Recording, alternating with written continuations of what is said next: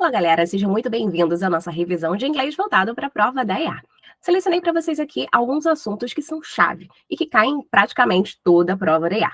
Então já prepara aí papel e caneta para você poder fazer várias anotações. Aqui abaixo vocês conseguem baixar também o conteúdo da nossa aula de hoje. Então vocês conseguem baixar as questões, tentar fazer primeiro e depois você assiste o vídeo. Não esquece de deixar aqui o seu like e compartilhar com os seus amigos, porque esse vídeo não vai ficar aqui por muito tempo, ok? So, let's go! Vamos lá, vou compartilhar minha tela com vocês e vocês vão fazendo as anotações de vocês aí junto comigo, beleza? Então vamos lá, nossa revisão. O nosso primeiro assunto é o assunto de prepositions. Então, como é que a gente faz para usar as preposições de forma correta? Quais são os usos ali? Aqui a questão pede o seguinte: fill in the blanks, né? Ou seja, pede para a gente preencher as lacunas. With the correct prepositions respectively. Então, respectivamente, quais seriam as melhores preposições para cada um daqueles casos? Aqui nós temos weather, que seria o tempo, espaço, north of England. Então, lá no norte da Inglaterra, will get worse. Então, ele vai piorar. Quando? Ali, ó, Friday. Friday, sexta-feira. A gente tem ali um dia da semana. The weekend temperature will be... Depois fala sobre a temperatura do final de semana, que vai ser de 3 graus. E aí, o que eu faço nesses casos? A nossa primeira preposição aqui, ó, vai ser relacionada ao norte da Inglaterra. Se a gente está falando aqui sobre o norte da Inglaterra, a gente está falando sobre um lugar. Coloquem aí com anotação, vou colocar aqui do ladinho, vocês anotem aí comigo também, tá? Quando nós falamos sobre lugares em geral, como assim? Bairro, cidade, país, estado, nós devemos usar a preposição in. Então, para lugares em geral. Anotei aqui embaixo, vocês anotem aí também no caderno de vocês. No segundo espaço, sabendo disso, a gente só vai ficar ali, pelo menos com a letra B e com a letra C, né? Então, já eliminamos aqui, temos 50% da questão. Depois está falando sobre Friday. Friday é dia da semana. Qual preposição que eu devo usar com os dias da semana? Dia da semana, eu uso on. Então, aqui eu teria on Friday. On vai ser usado com dias da semana. Aqui já mata a questão, né? E o último, como a gente tem ali temperatura, nós devemos usar o at. Sempre que nós falamos sobre grau, sobre temperatura, nós usamos o at. Então, o gabarito dessa questão só pode ser aqui, ó, letra B. Então, primeiro, in north of England, né? Está se referindo à região norte da Inglaterra. Depois, on Friday, porque é dia da semana. E no terceiro espaço, at 3 degrees, já que a gente está falando ali de temperatura. Então, gabarito dessa primeira questão, temos aqui a letra B. Então, vamos lá para a próxima. Aqui agora já é uma questão de comparativo superlativo. No próprio enunciado, ele não diz, mas analisando as opções que nós temos ali, é algo que tem em comum. Não é muito comum a IA cobrar esse tipo de questão, mas ultimamente tem aparecido aí também, né? Então, para a gente escolher qual seria a opção correta ou incorreta de acordo ali com o uso gramatical, que essa daqui tem em comum, seria o uso de comparativo superlativo. Vamos relembrar. Lembra que comparativo, ele serve para você comparar duas pessoas, duas coisas, dois lugares. Já o superlativo serve para você colocar algo em destaque.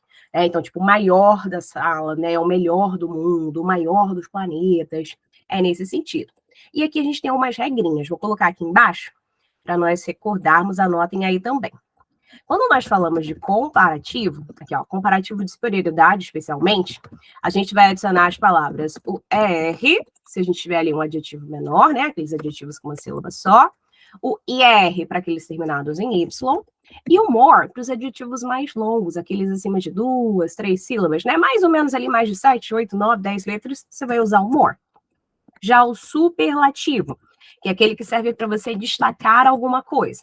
A regrinha dele é parecida, só que aqui você vai adicionar o EST nos adjetivos menores, IEST para aqueles terminados em Y, e o most para os adjetivos maiores. Certo? Então, regrinha aqui de comparativo superlativo, só para não esquecer. Agora, bora para a questão. Então, a gente vai analisar cada uma delas e vamos tentar entender o que a gente teria que usar ali. Seria o comparativo ou o superlativo e se o uso foi correto. Na letra A, nós temos she is the oldest student in class. Ou seja, ela é a aluna mais velha da turma. Tá ok, não tem problema. Como ela é mais velha de todas as outras pessoas da turma, nesse caso, eu vou usar o superlativo. Não tem problema.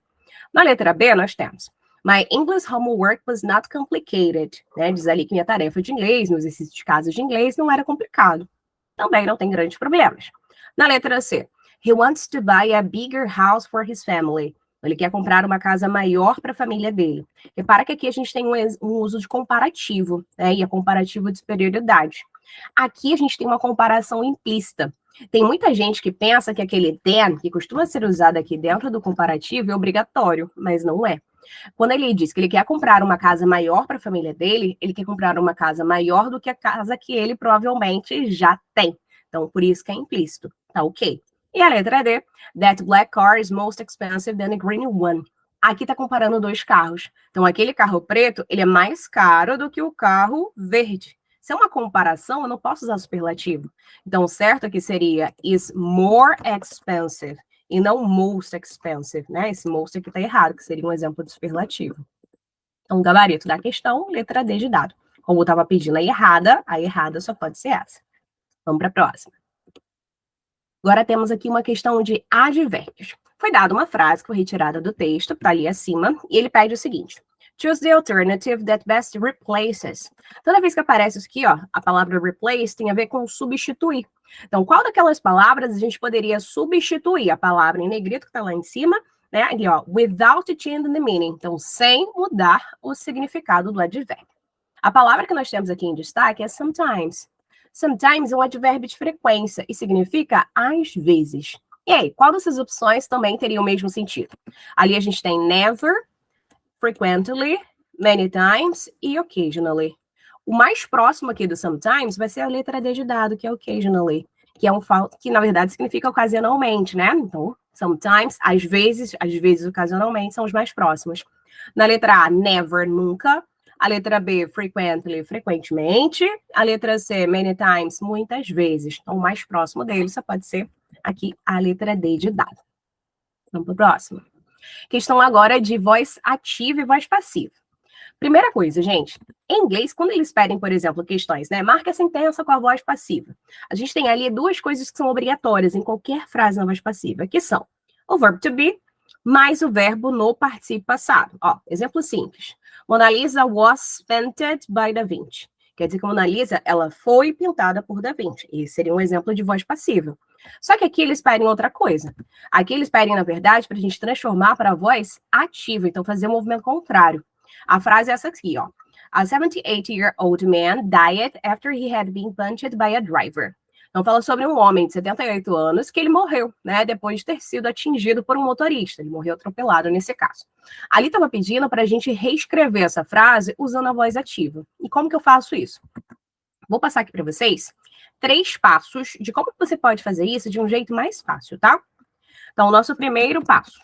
Você vai cortar o by e o to be, tá? Sempre que tiver a questão, transforme a frase que já está na voz passiva para a voz ativa, você vai fazer isso.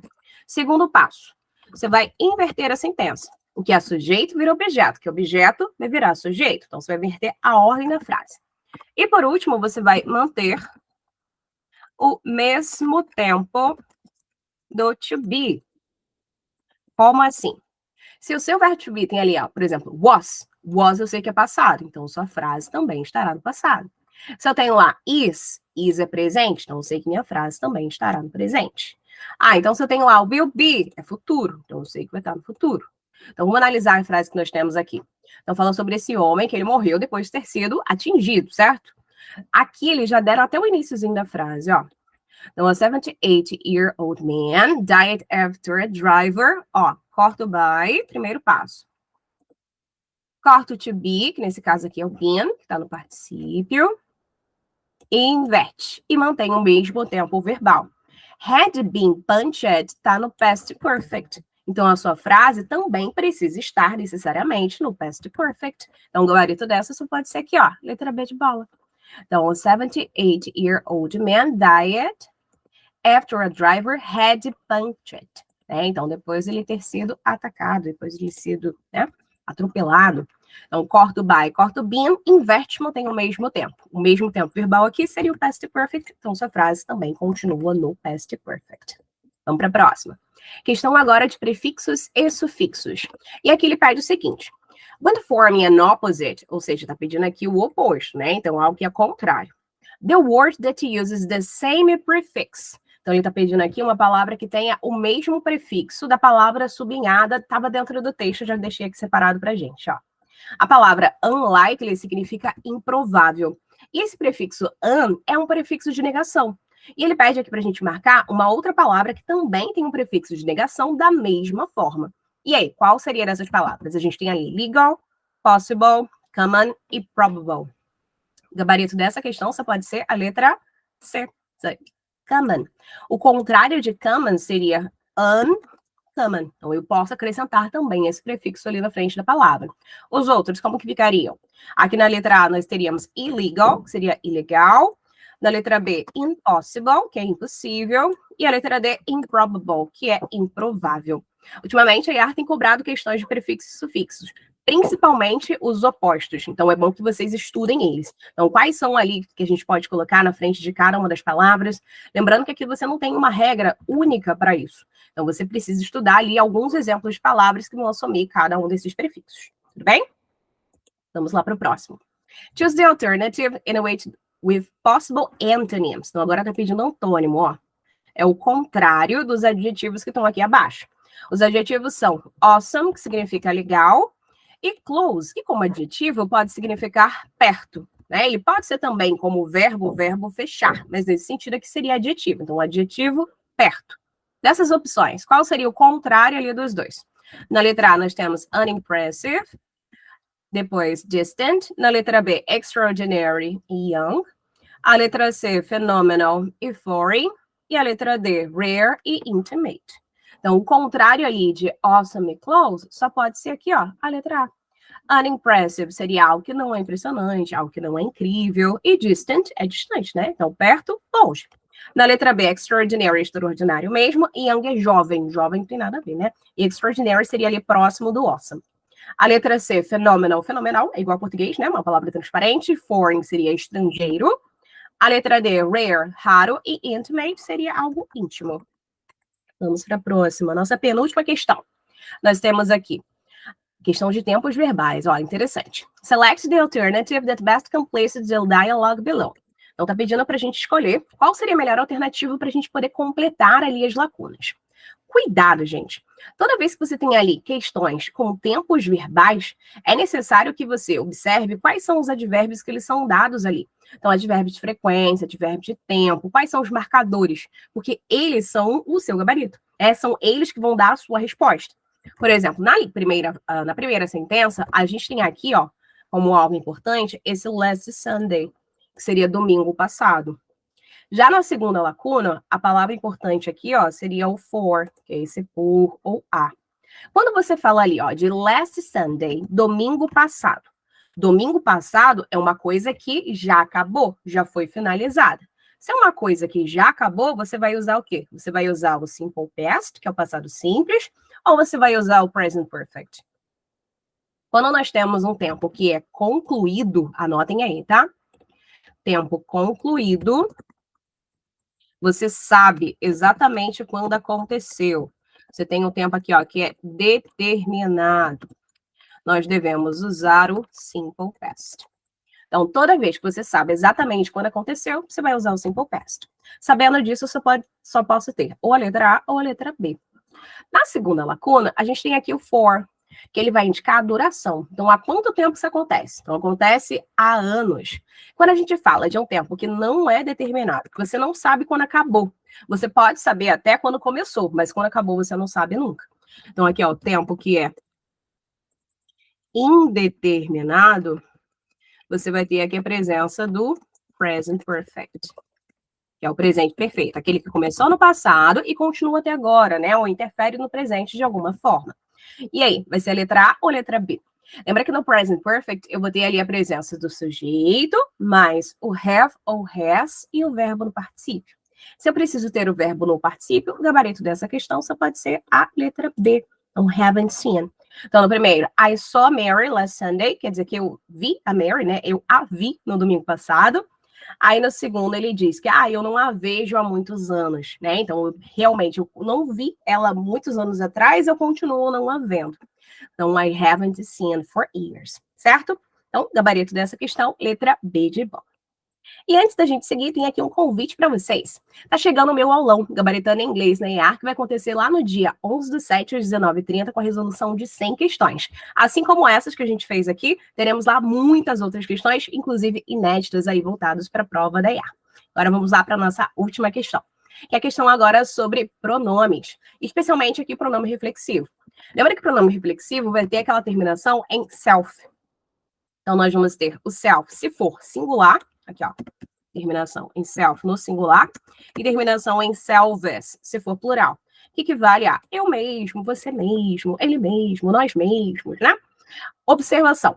Toda vez que a gente tem questão de pronomes reflexivos, é importante que vocês olhem para o início da sentença, para a gente saber quem é o sujeito dela. É o sujeito da frase que vai saber, que vai determinar qual seria o melhor pronome reflexivo para você completar cada uma das frases. Aqui nós começamos com the man, e essa questão aqui foi pegadinha para muita gente. Na verdade, para os desavisados, né? Por quê? The man equivale a os homens. Então, se nós falamos ali sobre os homens no plural, você tem que concordar com o plural, certo? Você não pode colocar singular. Teve muita gente que olhou para essa questão, pensou que tivesse no singular, falando somente sobre homem, e colocou ali a letra A, himself. Só que não. Por que eu não posso colocar a letra A? Himself equivale a ele mesmo. Como nós estamos falando dos homens no plural, o certo é a gente colocar aqui o themselves. Então, the men formed themselves into a line. Quer dizer que os homens formaram eles mesmos uma fila. Então, concorda aqui com o plural, porque the man também está no plural. Na letra A, himself seria ele mesmo. A letra B, yourself, você mesmo. A letra C, yourselves, vocês mesmos. Certo? Então, espero que tenham curtido a nossa aula. Deixa aqui seu curtir, compartilhe essa live com os seus amigos. Bye, bye, and see you!